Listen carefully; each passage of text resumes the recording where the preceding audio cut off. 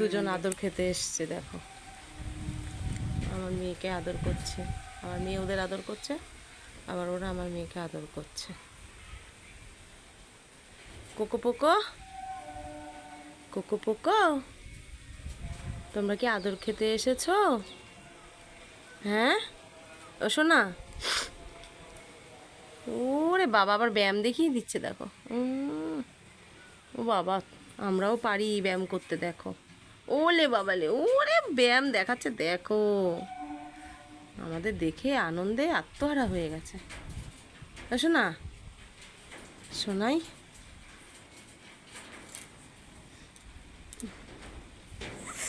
আগে রথযাত্রা, দেখো আজকে ওয়েদারটা কত সুন্দর।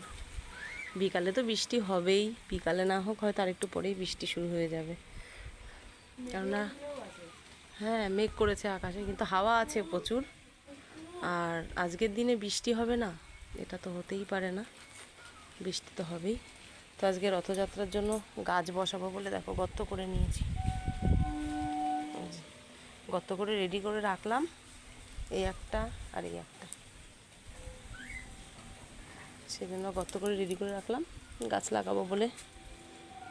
আজকে তো গাছ লাগাতে হয়। দেখো আমাদের সোনামনারা সবাই খাবার দেওয়া হয়ে গেছে, এখন নিচে চলে যাব,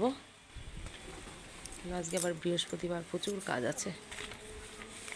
টাটা বন্ধুরা, সবাই ভালো থেকো।